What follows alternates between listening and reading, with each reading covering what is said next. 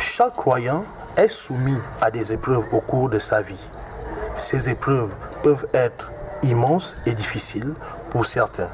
Lorsqu'elles arrivent, elles sont souvent incomprises, parfois même vécues comme une injustice. Les non-musulmans vivant sur le territoire, pour nous rappeler que nous devons tous revenir vers Allah dans l'épreuve, car nous passons une période où tout le monde est éprouvé, le petit comme grand, le dirigeant et le dirigé. Et les riches et les pauvres actuellement sont éprouvés dans le monde. Et comme nous sommes dans cette situation, quel est notre devoir? Qu'est-ce qui nous incombe? Quel est le message que nous recevons de cette épreuve? Qu'est-ce que Allah nous transmet par cette épreuve? Qu'est-ce qu'il veut de nous lorsque nous sommes éprouvés? Qu'est-ce qu'il veut qu'on fasse? Alors, Allah nous dit dans Surat al-Baqarah, il dit, nous allons vous éprouver. Nous allons vous éprouver de différentes sortes. Par la richesse, par la pauvreté, par la mort d'un proche parent, par la diminution des biens.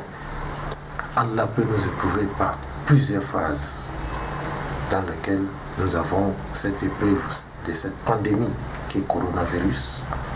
L'épreuve n'est pas quelquefois le résultat du péché, mais de l'amour de Dieu envers le croyant. Quand on a dit l'épreuve de manière générale, c'est la volonté de Dieu. Il le fait descendre quand il veut, comme il veut, dans l'endroit qu'il veut. Donc, sans passer par l'homme, il y a des épreuves qui sont volontaires de Dieu, qui sont faites de Dieu, sans aucune cause de l'être humain.